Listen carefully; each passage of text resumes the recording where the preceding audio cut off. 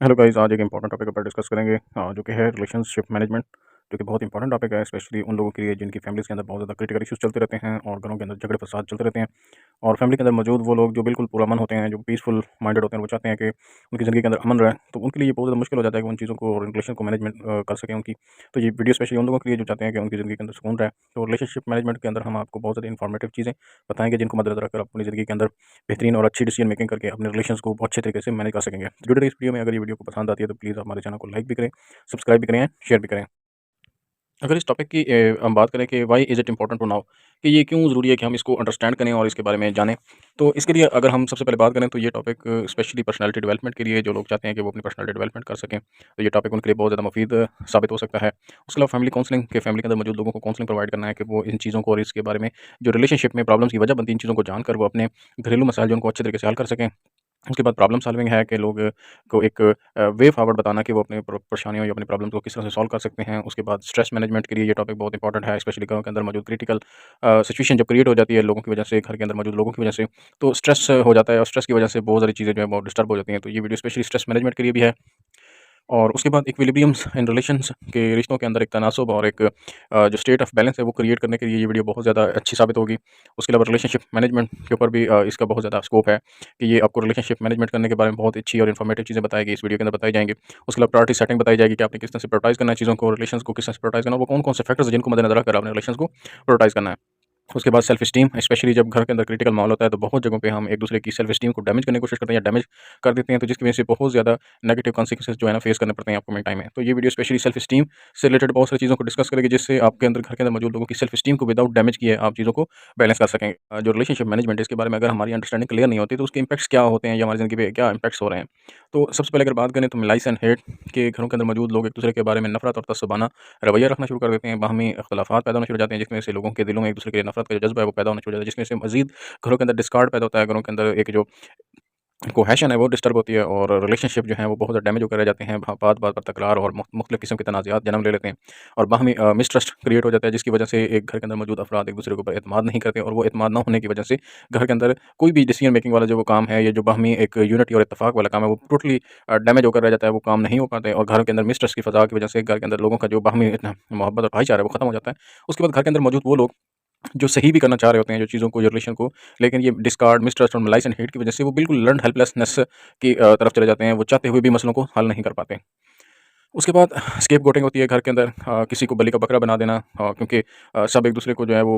Down करने के लगे होते हैं, लेट डाउन करने को लगे होते हैं, तो उसमें क्या हो रहा है कि रिलेशनशिप मैनेजमेंट ना होने की वजह से किसी न किसी को मोर्द इल्ज़ाम ठहराने का भी फ़ज़ा पैदा हो जाती है और एक दूसरे को इल्ज़ाम देना एक आम रवैया बन जाता है। और उसके बाद ब्लेम गेम्स होती हैं घरों के अंदर, फैमिली रिलेशनशिप मैनेजमेंट ना होने की वजह से एक दूसरे को मोर्द इल्ज़ाम ठहराना कि ये गलती इसने की है, अपनी गलती को ना मानना और बल्कि दूसरे के ऊपर थोपना शुरू कर देना। तो ये सारी चीज़ें रिलेशनशिप मैनेजमेंट का इल्म ना होने की वजह से या उसकी वाक़फ़ियत ना होने की वजह से होती हैं। उसके बाद जितनी भी साइकोलॉजिकल डिसऑर्डर्स हैं, स्पेशली स्ट्रेस की डिसऑर्डर जितनी भी हैं, डिप्रेशन की जो डिसऑर्डर्स हैं, या उसके अलावा जो स्किज़ोफ्रेनिया है और इस तरह की जितनी भी साइकोलॉजिकल डिसऑर्डर हैं, उनका बहुत क्लियर लिंक है घर के एनवायरनमेंट के अंदर, स्पेशली जो रिलेशनशिप मैनेजमेंट के अंदर जो चीज़ें डिस्टर्ब करती हैं, तो अल्टीमेटली वो साइकोलॉजिकल डिसऑर्डर की तरफ ले जाती हैं और फिर उनका जो आगे फर्दर एक एक्सट्रीम लेवल का जो इम्पैक्ट होता है वो डिसइंटीग्रेशन ऑफ फैमिली है, कि फैमिली डिसइंटीग्रेटेड होकर रह जाती है। फैमिली का जिसे कहते हैं शिराज़ा बिखर जाना, घर के अंदर ना इत्तेफ़ाक़ ना चाक़ी की वजह से लोग एक दूसरे से बिल्कुल जुदागाना हो जाते हैं और घर के अंदर जो एक फैमिली का जो खूबसूरत कल्चर है वो कंप्लीटली ख़त्म होकर रह जाता है। अगर हम बात करें स्ट्रेटजीज़ की कि वो कौन-कौन सी स्ट्रेटजीज़ हैं जिनको हमें अडॉप्ट करके हम रिलेशनशिप मैनेजमेंट को कर सकते हैं। तो कोशिश करेंगे कि इनको इन शॉर्ट इलैबोरेट किया जाए। तो सबसे पहले बात है मॉरल अप्रोच। मॉरल अप्रोच ये होती है कि आपकी जो अखलाकी इक़दारात हैं वो किस हद तक स्ट्रॉन्ग हैं। अगर आपके घर के अंदर मौजूद लोगों की अखलाकी इक़दारात अच्छी हैं तो आप लाज़मी बात है चीज़ों को बड़े मुस्बत और उसकी बड़ा पॉज़िटिव अंदाज़ से उसको देखेंगे। और मॉरल अप्रोच के अंदर यही चीज़ देखी जा रही होती है कि आप चीज़ों को मॉरली देखें कि कौन सी चीज़ मॉरली अखलाकी लिहाज़ से दुरुस्त है और कौन सी चीज़ अखलाकी लिहाज़ से गलत है। और जो मॉरली जो चीज़ अगर गलत है तो इसमें कोई डिफ़रेंस नहीं होना चाहिए कि अगर घर के अंदर अगर कोई बड़ा भी वो मॉरली जो कम लेवल की या मॉरली डाउनग्रेडेड लेवल का काम कर रहा है, तो उस मॉरल अप्रोच के अंदर उसको भी देखा जाना चाहिए कि मॉरली वो चीज़ कितनी दुरुस्त है। तो जो मॉरल वैल्यूज़ हैं, मॉरल वैल्यूज़ को मद्देनज़र रखकर आप मॉरल अप्रोच को इस्तेमाल करते हुए चीज़ों को एनालाइज़ करना सीखें कि किस तरह से चीज़ों के जो अखलाकी इक़दारात हैं, उसमें वो चीज़ सही हो रही है या गलत हो रही है। अगर वो गलत हो रही है, तो उसको मॉरली आप उसको अपराइट करने की कोशिश करें और एक-दूसरे को मॉरली गाइड करें कि इस चीज़ का क्या इम्पैक्ट है और इंसानी अखलाकी इक़दारात उसके बारे में किस तरह से गाइड करती हैं।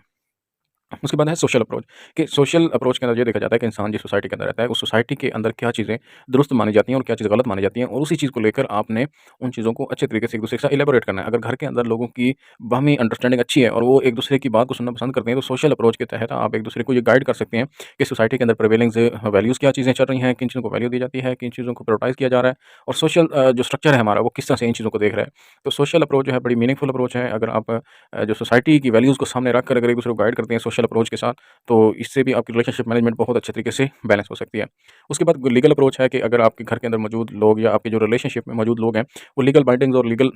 जितने भी प्रिकॉशंस हैं उनके बारे में अगर वेल अवेयर हैं, तो आप उनको अच्छे तरीके से अपने इश्यूज़ को, स्पेशली जो रिलेशनशिप के अंदर इश्यूज़ होते हैं, उनको अच्छे तरीके से सॉल्व कर सकते हैं। अगर आप लीगल बाइंडिंग्स को देखें कि किसके राइट्स एंड रिस्पॉन्सिबिलिटीज़ क्या हैं, अगर आपको अपनी राइट्स का पता है और आपको अपनी रिस्पॉन्सिबिलिटीज़ का पता है, और दोनों तरफ से अगर आप उसको बैलेंस करके चलते हैं, इक्विटी वर्सेस इक्वालिटी वाली अप्रोच को लेके साथ चलते हैं, तो बहुत सारी चीज़ें आपकी ऑटोमैटिकली दुरुस्त हो जाएँगी। इक्विटी वर्सेस इक्वालिटी अप्रोच असल में ये कहती है कि आपने कौन ज़्यादा हकदार है और किसको कितने तनासब से देना है, कि घर के अंदर किस इंसान को इक्विटी के अंदर हम ये देखते हैं कि सबसे ज़्यादा उसके ज़रूरतमंद कौन है, और इक्वालिटी के अंदर हम ये देखते हैं कि बिल्कुल बराबरी के साथ। तो इक्विटी और इक्वालिटी के अप्रोच के बारे में आपको बड़ी अच्छी अंडरस्टैंडिंग आपको डेवलप करनी होगी कि घर के अंदर मौजूद अगर एक फ़र्द वाहिद को अगर आप रिस्पॉन्सिबिलिटी दें या उसके ऊपर ट्रस्ट क्रिएट करें, और वो इस चीज़ को मेंटेन करें, और बाकी घर के लोग भी इस चीज़ को इंश्योर करें कि इक्विटी और इक्वालिटी का जो कंसेप्ट है उसको अच्छे तरीके से घर के अंदर डेवलप किया जाए। घरों के अंदर जो कौन ज़्यादा किस चीज़ के लिए ज़्यादा हकदार है, उसको वैल्यू देना, उसको हक देना, और किस चीज़ को, कौन सी चीज़ को इक्वल बेसिस पे तक़सीम करना, या लोगों में एक बराबरी की सतह पर देखा जाना चाहिए। मिसाल तौर पे अगर हम एक रिस्पेक्ट की बात करें, तो रिस्पेक्ट को आप इक्वलिटी अप्रोच के साथ देखें, और अगर हम देखें कि घर के अंदर डिसीजन मेकिंग के ऊपर अगर हम देखें, तो इक्विटी को देखा जाना चाहिए कि इक्विटी के अंदर सबसे ज़्यादा अगर आपके बुजुर्ग हैं, जो घर के अंदर जो बड़े लोग हैं, उनकी रिस्पेक्ट का वक़ार ज़्यादा होने की वजह से उनके जो फैसला हैं, उनको एक लेवल ज़्यादा बेहतरीन तरीके पर एक दर्जा उसको ज़्यादा अहमियत दी जानी चाहिए। या इसकी मिसाल और है कि अगर घर के अंदर एक बड़ा ही काबिल और एक बेहतरीन अच्छा इंसान मौजूद है, जिसके ऊपर सब लोगों का ट्रस्ट है, तो इक्विटी अप्रोच के अंदर आप उस इंसान की बात को अहमियत देते हुए उसकी बात को मानकर अगर चलते हैं, तो वो चीज़ें भी एक फैमिली के रिलेशनशिप मैनेजमेंट के अंदर बड़ी ही पॉजिटिव हो सकती हैं।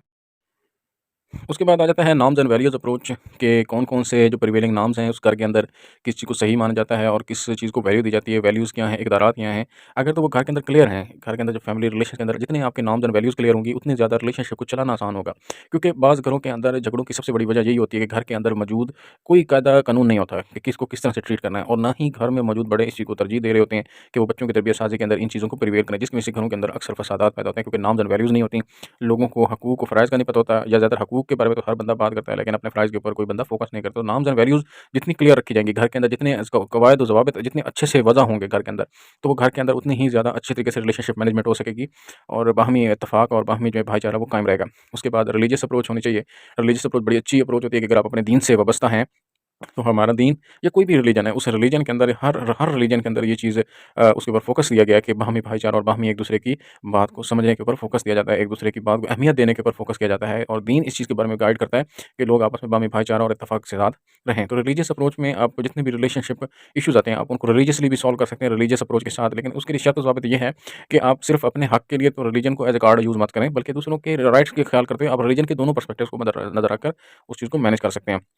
उसके बाद मेडिएशन अप्रोच होती है कि घर के अंदर एक ऐसा फ़िज़ा होनी चाहिए कि जिसके अंदर अगर कोई मसला या मसाइल पैदा हो जाते हैं, तो मेडिएशन के लिए लोगों का एक साइकोलॉजिकल अंडरस्टैंडिंग होना चाहिए, लोग साइकोलॉजिकल प्रिपेयर होने चाहिए घर के अंदर मौजूद। अगर 2 भाई आपस में तकरार कर रहे हैं, तो तीसरे भाई के अंदर एक साइकोलॉजिकल उसकी जो डेवलपमेंट इस तरह से होनी चाहिए कि वो मेडिएशन वाली थिंकिंग रखे, ना कि मज़ीद उसको ख़राब करने वाली सोच। तो मेडिएशन करने के लिए जो बड़ी अच्छी अप्रोच ये होती है कि आप बैलेंस को लेकर चलें, और इक्विटी और इक्वालिटी वाली जो बात है उसको साथ लेके चलें, रिलीजियस अप्रोच को साथ लेके चलें। तो आप मेडिएशन जब आप करेंगे, तो डेफ़िनिटली आपको एक तवाज़ुन क्रिएट करना होगा, कौन हकदार ज़्यादा है, कौन हकदार नहीं, और दूसरे को कन्विंस करना होगा कि आपको किस चीज़ के ऊपर अपना हक छोड़ना होगा, और दूसरे को किस तरह से कन्विंस करना होगा कि आपने उसको ये हक देना होगा। तो ये मेडिएशन अप्रोच बड़ी ही अच्छी अप्रोच, अगर इसको सही तरीके से समझा जाए, तो ये बहुत सारे रिलेशंस के अंदर एक सपोर्ट प्रोवाइड कर सकती है।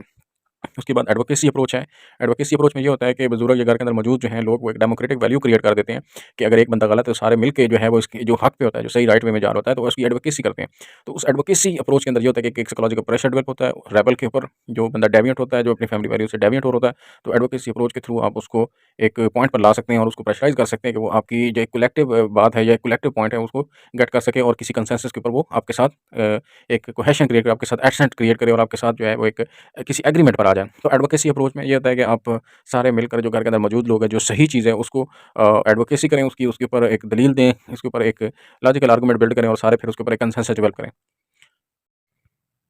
उसके बाद अब कुछ की इश्यूज़ हैं जिनको समझना बहुत ज़्यादा ज़रूरी है। इस पूरे टॉपिक को हमने समझ लिया है, लेकिन कुछ चीज़ ऐसी चीज़ें हैं जो अभी तक क्लियर नहीं है, जिनको समझना बहुत ज़रूरी है, क्योंकि वो बाकी चीज़ें जो पॉइंट तो अपनी जगह, ये चीज़ें जो की इश्यूज़ हैं ये समझना बहुत ज़रूरी है कि इमोशनल बॉन्डिंग जो होती है इसको समझना बहुत ज़रूरी होता है कि घर में लोग जो मौजूद होते हैं रिलेशनशिप के अंदर, हमें ये चीज़ समझना बहुत ज़्यादा ज़रूरी होगी कि किस इंसान की किस चीज़ के साथ इमोशनल बॉन्डिंग है। अगर हम एक इश्यू को लेके सॉल्व कर रहे हैं तो बाद दफ़ा जो सबसे बड़ी हर्डल होती है कि दूसरा जो दूसरे की बात नहीं मान रहा होता, तो उसमें ये वजह होती है कि उसकी इमोशनल बॉन्डिंग होती है किसी न किसी चीज़ के साथ। उस इमोशनल बॉन्डिंग को समझना बहुत ज़रूरी होता है और उसी चीज़ को समझते हुए उस चीज़ को मद्देनज़र रखकर उस मसले को हल करना होता है। मैं इसकी एक एग्ज़ाम्पल दूँ।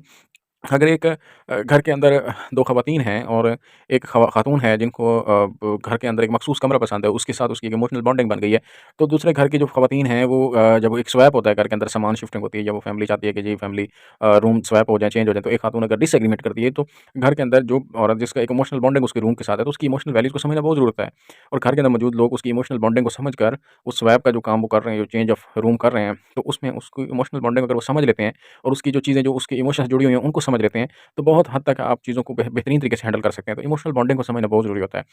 इसके बाद बायस एटीट्यूड होता है कि हम बिल्कुल अपने हक़ के बारे में तो समझते हैं कि ये मेरा जो हक़ है, ये तो बिल्कुल मेरा हक़ है और मुझे दीन और मेरा कानून हर तरह से मुझे हक़ देता है कि मैं अपने हक़ को ले लूँ। लेकिन हम ये नहीं सोचते कि वही कानून, वही दीन आपको कुछ फ़राइज़ और ड्यूटीज़ भी देता है। लेकिन ये बायस अप्रोच में से लोग उसके ऊपर फ़ोकस नहीं करते, वो कहते हैं जी मेरे राइट्स हैं बस। लेकिन वो जो फ़राइज़ हैं उसके ऊपर फ़ोकस नहीं करते, जो ड्यूटीज़ हैं उसके ऊपर फ़ोकस नहीं करते। तो ये बायस एटीट्यूड जो है, ये भी समझना बहुत ज़रूरी होता है, क्योंकि अक्सर की जो फैमिली इश्यूज़ होते हैं उनमें बायस एटीट्यूड होने की वजह से, चाहे घर के अंदर कोई बड़ा या छोटा या जो भी फैमिली में जो लोग होते हैं, सबसे बड़े जो अवामी नाचाकी की वजह होती है, तो वो बायस एटीट्यूड होता है। किसी की भी घर के मेंबर का बायस एटीट्यूड जो है वो पूरे घर को जो है वो ख़राब करके रख सकता है।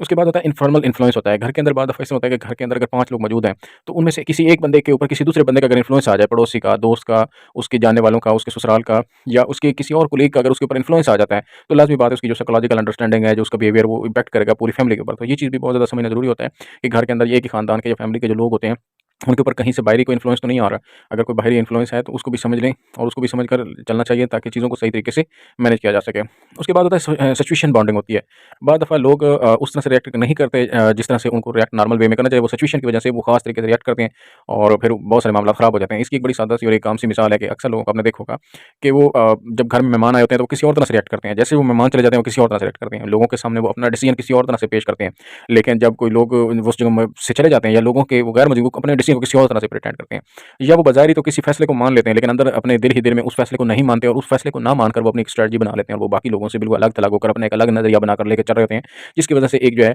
इम्बैलेंस क्रिएट होता है। तो ये चीज़ बहुत ज़्यादा समझना ज़रूरी है कि सिचुएशनल जो बॉन्डिंग होती है, बाउंडिंग जो होती है, जो इंसान को बाउंड कर रही थी, जो सिचुएशन होती है, इसको समझना बहुत ज़रूरी है कि क्या किसी इंसान ने अगर किसी बात के ऊपर कंसेंसस किया, उसके ऊपर कोई सिचुएशनल इन्फ्लुएंस तो नहीं था। कि अगर उसने फॉर द टाइम बीइंग एक बात नहीं मानी, तो क्या कोई सिचुएशन तो ऐसी नहीं थी कि वो बात नहीं मान रहा था? या अगर उसने उस टाइम पे तो बात मानी थी, लेकिन अभी वो अपनी बात से फिर रहा है या अपनी बात के ऊपर अमल-दरामद नहीं कर रहा था, इसका मतलब है उस टाइम पे कोई सिचुएशन तो नहीं थी, या अभी ये किसी ऐसी सिचुएशन के अंदर तो नहीं खड़ा कि जो इस काम को खराब कर रही है। तो ये सिचुएशनल बाउंडिंग जो होती है, ये समझना बहुत ज़रूरी होता है रिलेशनशिप मैनेजमेंट के अंदर। उसके बाद वेस्टेड इंटरेस्ट होते हैं। हर बंदे का अपना एक वेस्टेड इंटरेस्ट होता है। घर के अंदर मौजूद कुछ लोग सोच रहे होते हैं कि उनको वो सोचते हैं कि उनको सुकून ज़्यादा चाहिए, कुछ चाहते हैं जी मुझे पैसा ज़्यादा चाहिए, कुछ घर के अंदर मौजूद लोग चाहते हैं कि जो उनको शेयर ऑफ प्रॉपर्टी ज़्यादा चाहिए, कुछ कहते हैं जी बिल्कुल वो मामलात जो हैं बिल्कुल अल्लाह के आसरे पे चलते रहने चाहिए, कुछ कहते हैं जी बिल्कुल घर और फैमिली को इंपॉर्टेंट देते हैं। तो जो वेस्टेड इंटरेस्ट होता है ये समझना बहुत ज़रूरी होता है, ये हर एक इंसान का अपना-अपना होता है। तो जब भी आप रिलेशनशिप मैनेजमेंट करें तो दूसरों के वेस्टेड इंटरेस्ट को ज़रूर समझा करें, क्योंकि वेस्टेड इंटरेस्ट को लेकर ही लोग जो है काम करते हैं। अगर आप दूसरों के जो वेस्टेड इंटरेस्ट को समझ लेते हैं, तो बहुत सारे मामलात को मैनेज करते हुए आपको ये आसानी हो जाती है कि आप उनके ख़यालात या उनके जज़्बात को मद्देनज़र रखकर जब फ़ैसला लेते हैं, तो बहुत ज़्यादा चांसेस होते हैं कि वो आपकी बात को एग्री करें और आपकी बात को मानकर चलें।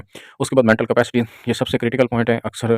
99% लोगों को पता ही नहीं होती कि दूसरे की मेंटल कैपेसिटीज़ क्या है, या तो उसके ऊपर ऐसी ज़िम्मेदारियाँ आयद कर देते हैं, जिसके लिए उसकी जो साइकोलॉजिकल अंडरस्टैंडिंग होती है, उसकी जो मेंटल कैपेसिटी होती है, वो इस लायक नहीं होती। जाती है जो उसके बिल्कुल बिलो द बेल्ट एक काम होता है, वो दे दिया जाता है और वो मेंटल कैपेसिटीज़ ना होने की वजह से, उसकी अंडरस्टैंडिंग ना होने की वजह से वो उस काम को सही तरीके से नहीं कर पाता। तो आई होप कि ये टॉपिक आपको समझ आया होगा और आपको रिलेशनशिप मैनेजमेंट के अंदर इसकी काफ़ी ज़्यादा वर्थ फ़ील होगी और ये आपके लिए बहुत ज़्यादा इन्फॉर्मेटिव साबित होगा। अगर ये वीडियो आपको पसंद आई है तो इस होप के साथ मैं इस लेक्चर को यहीं पे एंड करूँगा कि आप मेरे चैनल को लाइक भी करेंगे, सब्सक्राइब भी करेंगे एंड शेयर भी करेंगे। Thanks for watching. Please subscribe my channel 1 minute psychology.